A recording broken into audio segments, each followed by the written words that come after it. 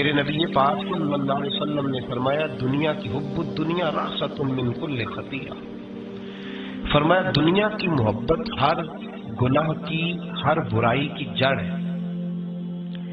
جب تجھے پیسے سے پیار ہو جاتا ہے، جب تجھے الفت ہوتی ہے مال سے، پھر تو ہر گناہ کرتا ہے۔ دھوکہ دیتے ہیں لوگ، فراڈ کرتے ہیں، جھوٹ بولتے ہیں، قتل کرتے ہیں۔ دنیا داری کی وجہ سے لوگ بڑا کچھ کر جاتے ہیں، تو پھر اصل چیز کیا ہوئی؟ دولت کی محبت۔ میرے نبی پاک صلی اللہ تعالی علیہ وسلم نے دنیا میں رہ کے نکاح کیا۔ حضور علیہ السلام کے گھر میں ازواج آئیں، حضور نے گھر بنایا، نبی پاک صلی اللہ علیہ وسلم کے پاس بڑے پیسے آئے۔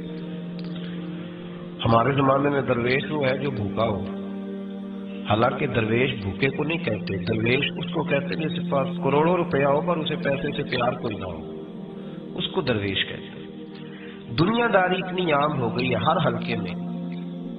مالدار کا یہ حال ہے کہ کروڑوں روپے ہیں پر اس کو سکون نہیں، وہ بیچارہ ہر وقت ٹینشن میں ہے کہ یہ بڑھ کیوں نہیں رہے۔ یہاں تک لوگ کہتے ہیں لوگ پیسوں سے پیسہ کماتے ہیں، ہم نے کیا کمایا آج تک۔ وہ الجھاؤ اتنا خطرناک ہو گیا، اتنا خطرناک۔ لوگ آ کے پیر صاحب سے کہتے ہیں دعا کریں کام چل جائے، تو اللہ کے بندے کے پاس آ کے اس چیز کا سوال کر رہا ہے جو اللہ نے کافر کو بھی دی ہوئی ہے، جو بغیر کلمہ پڑھنے کے اللہ نے کافر کو دے دی ہے۔ اگر اللہ کی نظر میں دنیا کے مال کی قدر اور قیمت مچھر کے پر کے برابر بھی ہوتی تو خدا کبھی کافر کو ایک گھونٹ پانی کا بھی نہ دیتا کہ تو مجھے مانتا نہیں اور میں تجھے دنیا دوں، میں تجھے دوں۔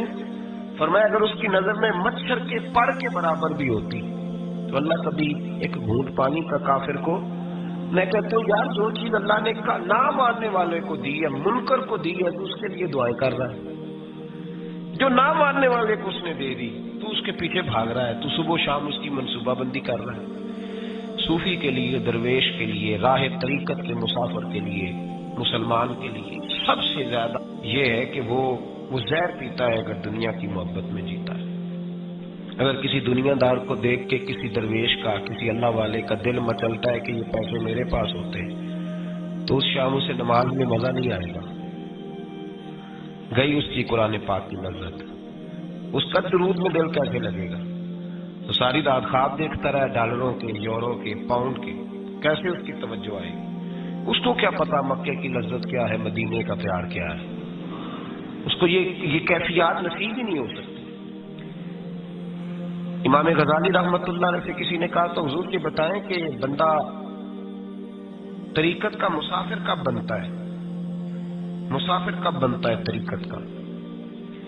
تو آپ نے فرمایا جب اس کے نزدیک سونا اور مٹی ایک برابر ہو جائے۔ دنیا داری زندگی میں اتنی زیادہ دنیا داری ہے لوگوں میں، اتنی زیادہ۔ لوگ دین داری بھی دنیا داری کے رنگ میں کرتے ہیں، وہ کام جو خالص ہونا چاہیے تھا وہ بھی لوگ اب دنیا داری کے رنگ میں کرنے لگے۔ کہیں ان جگہوں پہ لوگ جا کے اپنا پیسہ خرچ کرتے ہیں جہاں رش زیادہ ہو، وہاں جا کے پیسے دیں گے، ذرا اعلان لمبا چوڑا ہوگا۔ آپ بڑا اشتہار کے نام لکھ دیں بڑے چودھری صاحب کا، راضی ہو جائیں گے۔ وہ خالص دینداری جس میں کوئی شائبہ نہیں ہونا چاہیے تھا دنیا کا، وہ بھی اب لوگ اس رنگ میں۔ اور یاد رکھیں میرا رب بڑا سخت امتحان لیتا ہے دنیا دار کا۔ جب بندہ دنیا داری کے پیچھے بھاگتا ہے تو اللہ اس کے لیے رستے بناتا جاتا ہے، کہتا چل لے کتنے پیسے لے گا۔ وہ جہاں ہاتھ رکھتا ہے نا اس کو دولت ملتی جاتی ہے، دیتا جاتا ہے۔ پتہ اس سے تب چلتا ہے جب اللہ اس سے دعا کی لذت چھین لیتا ہے۔ پتہ اسے تب چلتا ہے جب دنیا رہ جاتی ہے۔ دنیا ظلم کی حد نہیں، زیادتی کی حد نہیں کہ تو رب کریم کا قرآن پڑھ رہا تھا اتنی دیر تو نے پڑھا جتنی دیر ویلوں کی بارش ہوتی رہی۔ یہ تو سمجھا ہی نہیں تجھے کتنی بڑی سزا ملی ہے۔ تو نے سوچا ہی نہیں ہے کہ تو نعت پڑھ رہا تھا اور اتنی دیر تیری زبان پہ رہی جب تک پیسوں کی بارش ہوتی رہی۔ تو سمجھا ہی نہیں کہ تو صرف اس مرید سے راضی ہے جو نوٹ لے کے آتا ہے، نیک ہے یا نہیں ہے۔ یہ تیرے لیے سزا نہیں کہ جس دن گاہک زیادہ آئے تم نے نماز ہی چھوڑ دی، یہ سزا نہیں تیرے لیے؟ تو سمجھا ہی نہیں اس بات کو۔ اللہ سزا دیتا ہے، تو نے اولاد مانگی، رب کریم نے دے دی، اگر تو پلٹ کے نہیں آیا تو پھر وہ اولاد تیرے لیے آزمائش ہے۔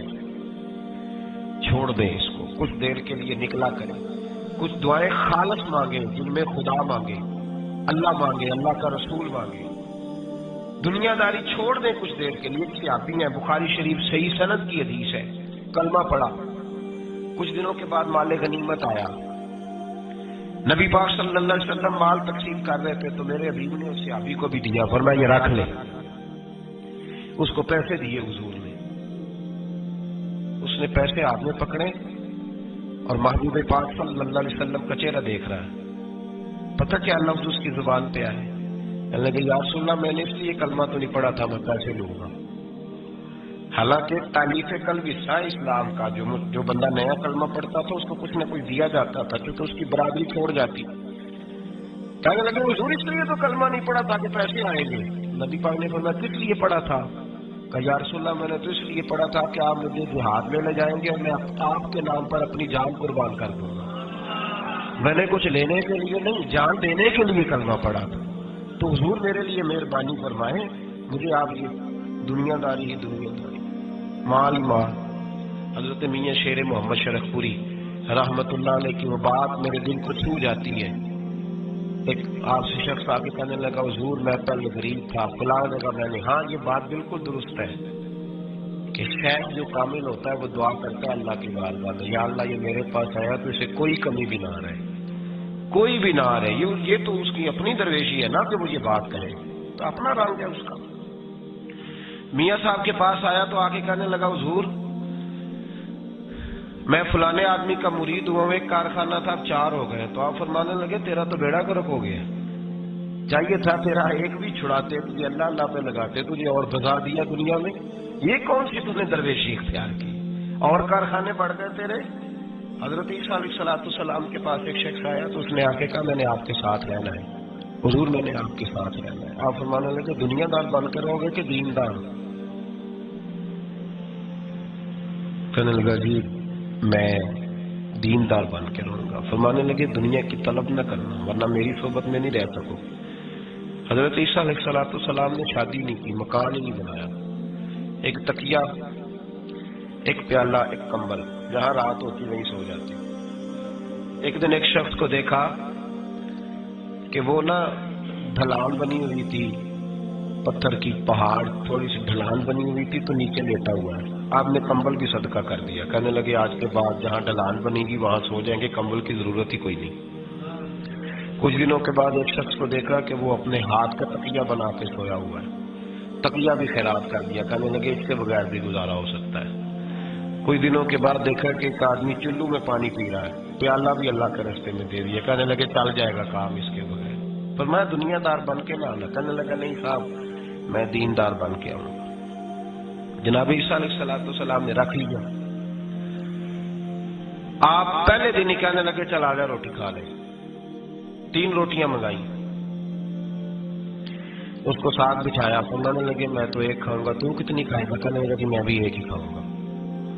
ایک روٹی اس نے کھا لی، ایک آپ نے کھا لی، تیسری روٹی چھوڑ کے جناب عیسیٰ علیہ السلام دریا کنارے وضو کرنے چلے گئے۔ واپس آئے تو روٹی کوئی نہیں تھی۔ اللہ کے نبی تھے، جان گئے، تیسری روٹی کدھر ہے؟ کہنے لگا حضور مجھے نہیں پتا۔ فرمانے لگے تجھے پتا ہے پر تو بتا نہیں رہا۔ کہنے لگا مجھے تیسری روٹی کا پتا۔ حضرت عیسیٰ علیہ السلام ایک ہرنی جا رہی تھی، اس کے ساتھ 2 بچے تھے، آپ نے ایک بچہ پکڑا، اس کو ذبح کیا، لکڑی جلائی، اس کو بھونا، اس کو بھی کھلایا، خود بھی کھایا، ہڈیاں جمع کر دی۔ جب وہ ہڈیاں، اس پہلو کو ذرا سمجھیے گا، جب کھا گیا تھے ہڈیاں جمع، وہ ہرنی بھی کھڑی ہے، وہ دوسرا بچہ بھی کھڑا ہے، ایک بچہ کا ذبح کر کے کھا لیا، دوسرا کھڑا ہے۔ جب پیٹ بھاری گئے وہ بھی ڈکار لینے لگا سامنے، تو حضرت عیسیٰ علیہ السلام ہڈیوں سے کہنے لگے چلو اٹھ جاؤ اللہ کے حکم سے۔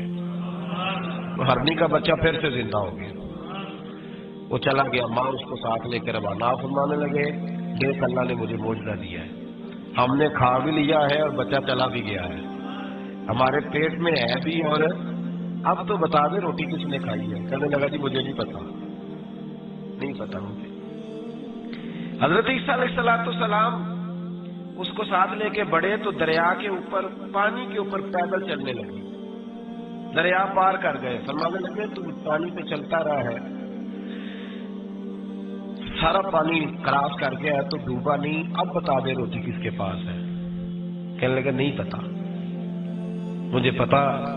اللہ اکبر، کیا خوب لفظ کہہ گئے سجادہ نشین حضرت پیر میر علی شاہ صاحب رحمت اللہ علیہ، بے قدرہ کچھ قدر نہ جاتی، کیتی خوب تسلی ہو، اے دنیا دار پجاری زر دے، کتیاں دے گل ٹلی ہو۔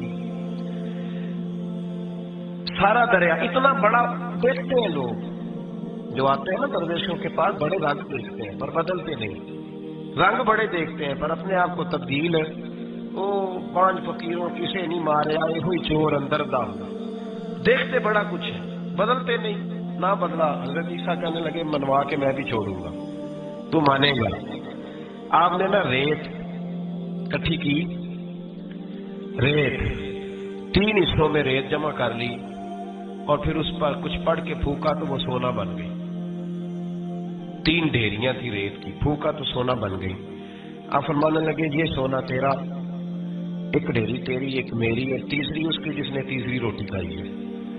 کہنا جی میں ہی کھا دی، میں نہیں کھائی۔ یہ تیسرا اس کا حصہ جس نے تیسری، کہنے لگا میں نہیں کھائی ہے، مان گیا۔ ذرا بات کو سمجھے، پانی پہ پیدل چلا ہے پر مانا دنیا دار ہے نا، مانا نہیں۔ آدمی کا بچہ زندہ ہوتا دیکھا ہے پر مانا، دنیا قابو آنے لگ گیا تو مان گیا ہے۔ کہنے لگا جی میں نہیں کھائی ہے۔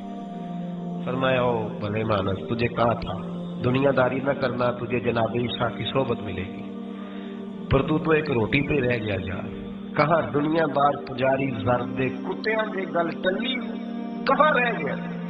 حضرت میاں محمد بخش صاحب رحمت اللہ تعالی علیہ پہ ایک شخص لے گیا ٹانگے پہ بٹھا کے، ٹانگے، غلام رسول مہر صاحب نے لکھا ہے کہ وہ ٹانگے پہ بٹھا کے لے گیا اور لے جا کے نا تو میاں صاحب حضور یہ زمین بھی میری ہے، یہ بھی میری ہے، وہ بھی میری ہے، یہ بھی میری ہے، بڑی اس نے تفصیل سنائی۔ تو میاں صاحب فرمانے لگے بس کر یار، میں بڑی دیر سے سن رہا ہوں کہ تیرا بڑا کچھ ہے، بس کر۔